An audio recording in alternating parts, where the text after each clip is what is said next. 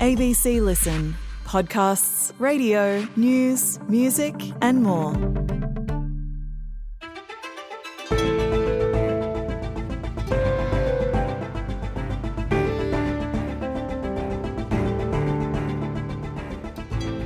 For more than 20 years, New South Wales Police have marched in the Sydney Gay and Lesbian Mardi Gras, but not this year, with the board of the event telling them to stay away. It comes on a difficult week for the force after a senior constable was charged with the alleged murder of a Sydney couple, Jessie Baird and Luke Davies. But police participation in the event has long caused controversy. Today, we unpack why. I'm Sam Hawley on Gadigal land in Sydney. This is ABC News Daily.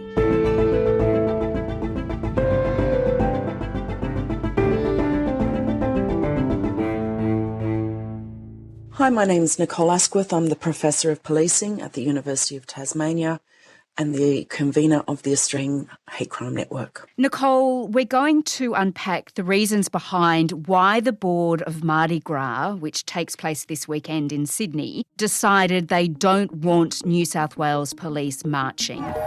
Organisers of this weekend's Gay and Lesbian Mardi Gras have asked New South Wales Police not to take part in the march. In a statement provided to the ABC, the board says it made the decision in the wake of the alleged murder of Sydney couple Jessie Baird and Luke Davies. The New South Wales Police Force says it is disappointed at the decision, but says police remain committed to working with organisers to provide a safe environment at the event. First, just tell me, how significant a decision do you think that is? Given the history of New South Wales Police participation in the parade, this is quite significant. It is about 25 years that New South Wales Police have been marching in the parade, and often in previous years they have been one of the most celebrated of the floats or the groups that have walked in the parade. But over the last couple of years we've been starting to see some pushback from the community, particularly groups such as Pride and Protest who are trying to raise the issues around how police involvement in the parade actually makes it feel unsafe for some members of the LGBTIQA+ community. Cops marching in Mardi Gras is salt on open wounds. The SACA Special Inquiry into LGBTQ hate crimes found that there is shameful homophobia, transphobia and prejudice within the New South Wales Police. Okay, and let's unpack that a bit more in a moment. It comes, of course, as the police force is under intense pressure over the alleged murder of two men in Sydney, Jessie Baird and Luke Davies. A police constable, Beau Lamar Condon, has been charged with their murders. Beaumont Lamar Condon was once a red carpet regular, making a name for himself chasing celebrities. He then switched to chasing criminals as a police officer. This morning, he was the one in handcuffs after he handed himself in to Bondi Police Station. Two bodies have been located by New South Wales Police in the search for missing Sydney couple Jessie Baird and Luke Davies. Police confirmed they only have one suspect in custody, the 28-year-old man who handed himself in last week. It's a horrible situation, isn't it? Without a doubt, and we need to in some ways bracket off that. It is bad timing that it has come just before Mardi Gras. There is a tendency within the community to pile that on top of some of the other long-standing concerns that we've had around New South Wales Police and their actions, but also their participation in the parade. Part of the concern here is about access to police weapons. Police say they will allege in court that a police pistol was used as the murder weapon. Deputy Commissioner David Hudson told reporters a Glock pistol had been signed out from a police station several days earlier. There is a process which we will have to review in relation to this. There are also approvals within the organisation for firearms to be stored at home as well, and we are working through all that as part of the investigation. It raises much wider concerns around the oversight of police and their use of weapons, which is something that a lot of criminologists and activists have been talking about, the use of weapons within New South Wales Police Force. And this is just yet another example that perhaps the systems that they've had in place are not appropriate to the needs.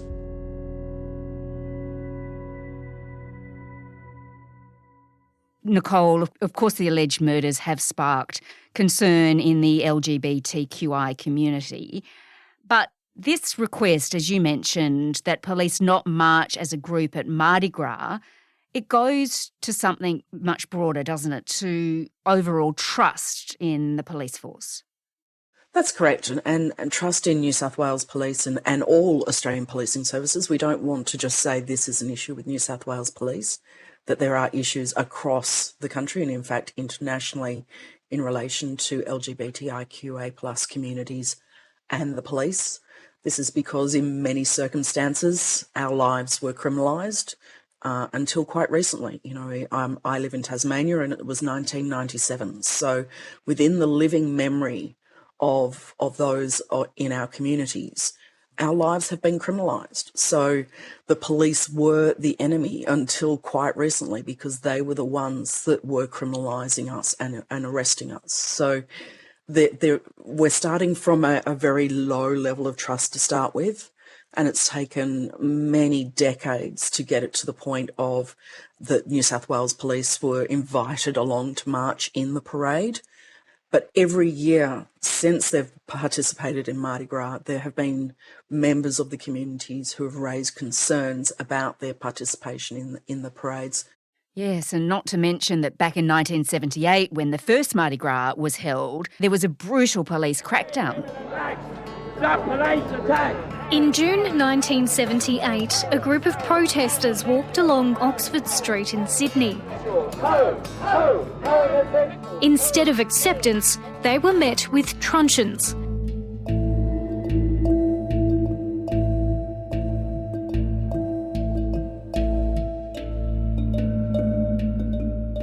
So, Nicole, to understand further this trust issue, let's talk about an apology the New South Wales Police Commissioner Karen Webb made on Sunday. New South Wales Police have apologised to the families of those killed in historical gay hate crimes. An extensive inquiry into a number of suspicious deaths and unsolved murders spanning 40 years last year found a raft of failings by police in their dealings with the LGBTQI+ community. Tell me about that and what it was about. The apology was in relation to the findings of Justice Sacker's inquiry into LGBTIQ hate crimes and has collected significant evidence both from community as well as New South Wales Police about a long-standing pattern of failures within New South Wales Police to investigate what were perceived to be hate crimes. And that inquiry last year looked into the suspicious deaths or unsolved murders of, I think, around 30 cases, something like that. And he made 19 recommendations for change, including fresh inquests into the deaths of several men. That takes us back to Sunday when Karen Webb made this apology. And Justice Sacker did not make a recommendation that New South Wales Police apologise because he thought that needed to come from a position of authenticity, not out of being forced through a recommendation. And Karen Webb did apologise on Sunday for the failures of New South Wales Police during the period of 1970 to 2010. But it was the timing of the apology and how it was done that concerned some people. Yes, and I think, the Special Commission of Inquiry handed down their report at the very end of December before everybody closed up for the Christmas period, which meant that there was no immediate response from government or from New South Wales Police. However, we've had another nearly 2 months since then, and I think the timing around the apology is definitely linked to Mardi Gras and that they wanted to link their apology to those events.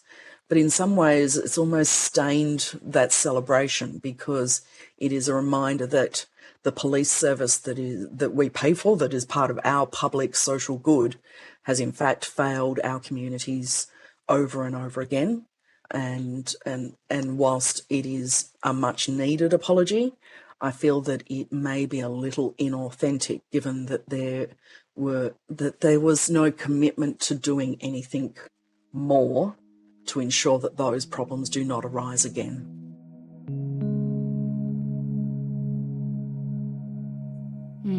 So Commissioner Webb's apology for past New South Wales Police failures in investigating the deaths of suspected gay hate crime victims over several decades, the timing of that is partly behind why the Mardi Gras board then decided to ask police not to participate this year. I suspect it was one of the factors. I think that we need to be thinking about this as a layered impact on the community. We know that with smaller communities like LGBTIQA+ Australians, that there is one degree of separation from everybody within the community. So one bad encounter with police actually ripples throughout the community. When it is a really significant failure of policing, such as being identified by the Special Commission of Inquiry, then that ripple effect is more like a tsunami that is impacting across the whole community. And I think that New South Wales Police, in its timing of the apology, but also its decision not to withdraw, that in fact it was Mardi Gras that withdrew the invitation, I think those two decisions are actually quite disrespectful to the trauma that the community is actually carrying at the moment. The New South Wales Police Commissioner says she thinks it would be a travesty if police couldn't march this year because so much work has been done to build bridges. My view, yes. We have been building a bridge with the gay lesbian community since the 78ers were mishandled by police back in the day. We have been participating in Mardi Gras for the last 20 years and haven't missed a year. And I would hate to see that this is the year that we are excluded. Nicole, what about the police commissioner herself and her handling of this? She was on Channel 7's Sunrise program dismissing questions about her leadership. There will always be haters. Haters like to hate. Isn't that what Taylor says? But I've got a job to do. But could her job be on the line over the handling of this? And should it be? I hope not. So often women are appointed as commissioners at a critical point in a policing organisation's history where there is a lot of bad press about the actions of their members. Most of what has occurred in relation to the Special Commission, Parabel inquiry, the parliamentary inquiry, all occurred before she became commissioner. So even though I think she has made a misstep in terms of the timing and for not actually asking her members to step down from participating in the parade, I don't believe she should lose her job on this. There are, of course, Nicole, LGBTQI plus members of the police force and their allies for whom taking part in the march is just really important. What do you think the decision means for them? It would be devastating because just as with everybody else in the community, this is our night of celebration. But they could participate. They could still participate in the parade in a variety of other contexts outside of wearing their uniform as New South Wales police officers, just as every other LGBTIQA plus person and their allies can participate in any of the floats and any of the groups that are marching. So what do you think, what needs to happen to heal this rift and, by the way, this new rift that's opened? Yeah, I think that it needs ongoing work. It's not something that you can just come back to each Mardi Gras. At the moment, we've got a system based on, the average white Australian middle-class person who possibly has had their house burgled. And that system is not designed for the intergenerational trauma that many marginalised communities carry with them every day.